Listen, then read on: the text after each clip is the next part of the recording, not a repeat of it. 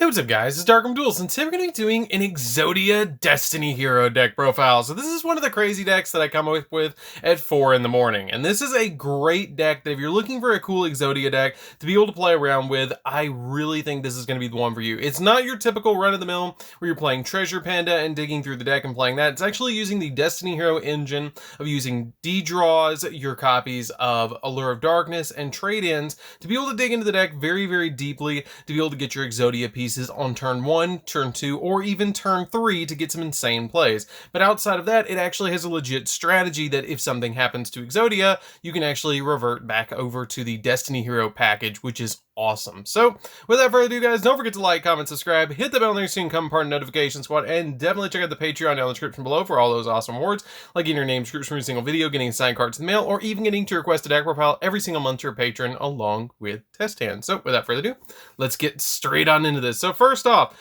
we're going to be playing the pieces of Exodia. So you have to play all 5 pieces of Exodia in this particular build because you're trying to draw them out of the deck to instantly win the duel out of just drawing them. It's very simple to do in this deck. It's very, very easy. You play so many draw cards in this deck that this is going to happen pretty much every single game that you play, unless your opponent somehow rips one of the Exodia pieces out of your hand, or you activate an Allure of Darkness when you shouldn't. You're always going to draw out these pieces and you're going to win, which is very, very awesome. So that's it for the Exodia pieces. Let's get into the Destiny Hero package that we're actually playing in the deck too. So for the Destiny Heroes, you're going to be playing 3 copies of Destiny Hero Plasma. I know that looks like a lot, but you're playing a lot of cards to use this as a card to be able to discard to the graveyard with trade-in, or Destiny Draw to the graveyard to be able to draw additional cards off of this. It's also an Allure of Darkness target, so it really powers a lot of your different cards, and it's actually easy to summon this card to your side of the field as well,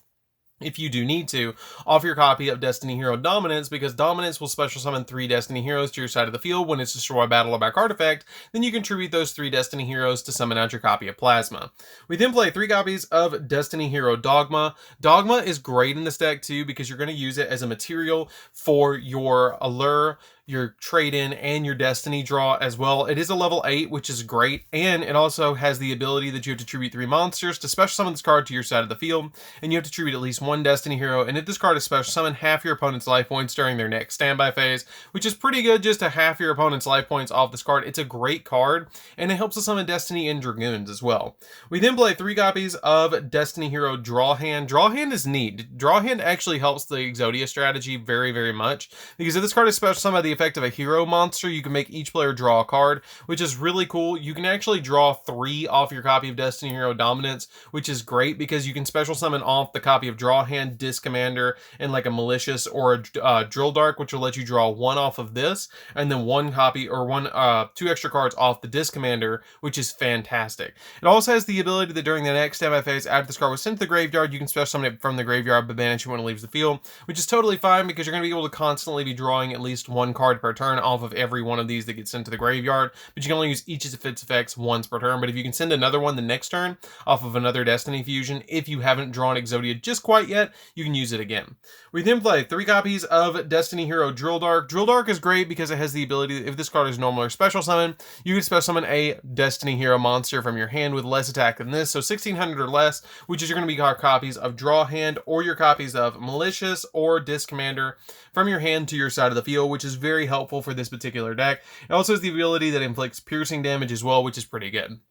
We then play 2 copies of Destiny Hero Malicious because it's literally the only card in the entire game that is limited to 2, and you banish it from the graveyard and then special summon another copy of it from your deck. But it's really great to play this card in the deck because if you go ahead and use your Destiny Fusion to send this, a copy of Disc Commander, which you play as a 1-of, to the graveyard, use your copy of your Destiny Fusion to send Disc Commander, Malicious, and your copy of Draw Hand to the graveyard. Then during the opponent's end phase, you're going to go ahead and pop your copy of Dominance, and then Dominance is going to special summon back Disc Commander, Malicious, and a copy of your Draw Hand to your field, which is going to let you draw 1 and then 2, so you draw 3 off of the special summons, which is great. And I've actually won on my opponent's turn with my Dominance, which is great because they'll destroy by battle, and then all of these will go off. So that's it for the monsters, guys. Let's get into the spells.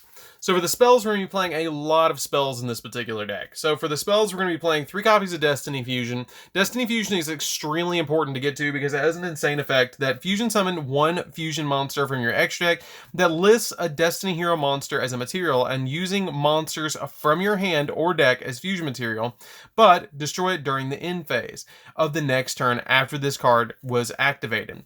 And you can't special summon anything except for Dark Hero monsters for the rest of the turn, which is not that big of a deal in the long run because you're basically just trying to get your copy of Destiny Hero Dominance to your side of the field as quickly as possible, which is extremely easy with this card. And it's a fantastic play to just open up a copy of this, and then you're not going to special summon anything except for heroes anyways.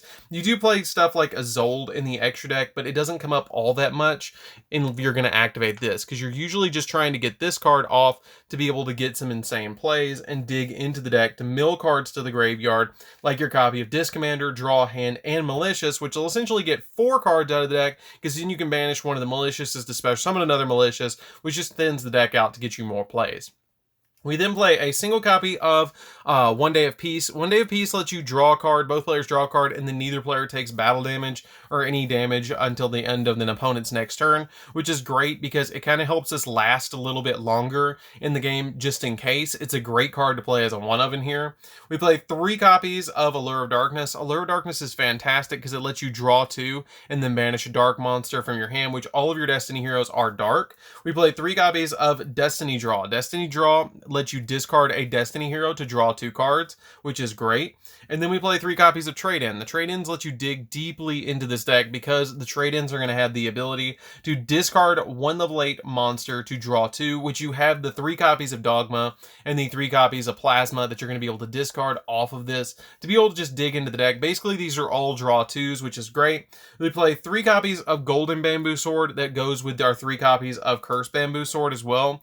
The Cursed and the Golden are fantastic in this deck because you do play kind of a warrior build, so these work really well with one another because if you control a bamboo equip spell, you get to draw 2, and if this card is sent to the graveyard, then you get to add a copy of a bamboo sword card from your deck to your hand, which can also be a single copy of Broken Bamboo Sword, just to thin the deck out a little bit more to activate this, and then be able to get this from the deck, and then be able to draw 2 for every 1. So you're basically playing 3, 6, 9, 12 draw 2s, which is 12 draws out of the deck, plus the additional 3 that you're going to draw off your copy of Disc Commander and your draw hand. So you have plenty of cards in this deck just to be able to dig deeply into the deck to go for all sorts of different crazy plays, which is what makes the deck so crazy and so easy to play with, because basically you're just getting these out on your field and then drawing basically for free off your copy of Golden Bamboo Sword, which is fantastic. So that's it for the main deck, guys. Let's get into the extra deck. The extra deck is pretty necessary. A lot of the cards are actually necessary for the extra deck,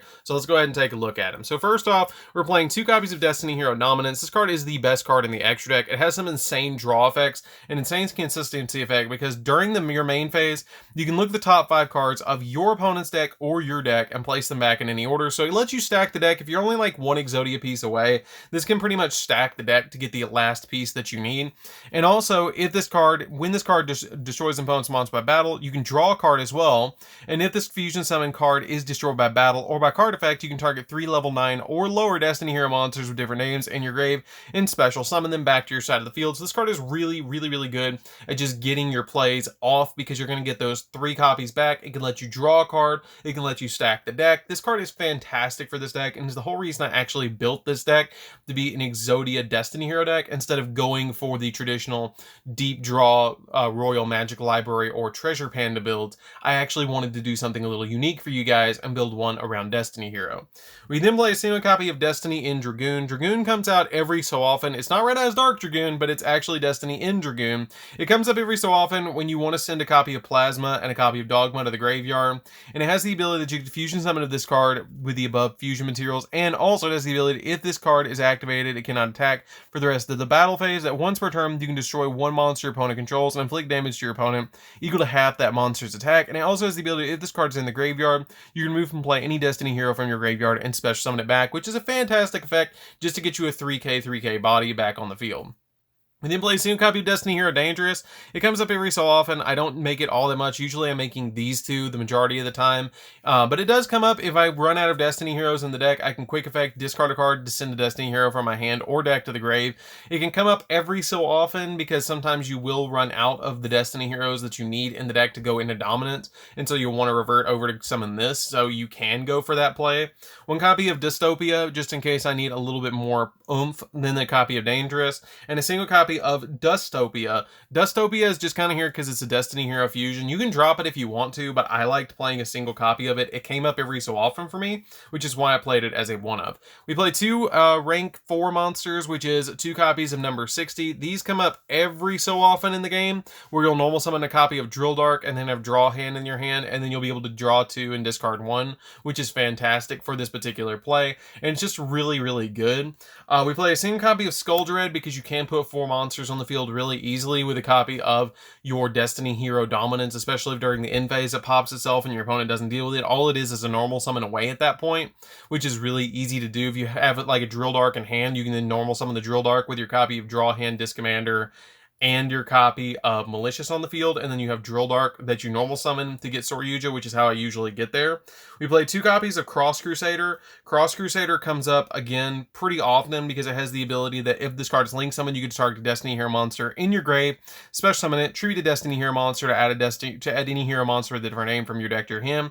I considered, since I played this, to play Malicious Bane in the deck, but I didn't want to increase the expense of this deck all the way up to I don't know, $300-400, putting in my copy of Malicious Bane and my copy of Adusted Gold and Dark Calling. I didn't want to do that to you guys. I wanted to make a really budget build, and this deck is probably about $40. Like, you can really build this deck for about $40 in the main, and the extra is probably like 20. So you can get the deck very, very cheap, which is awesome.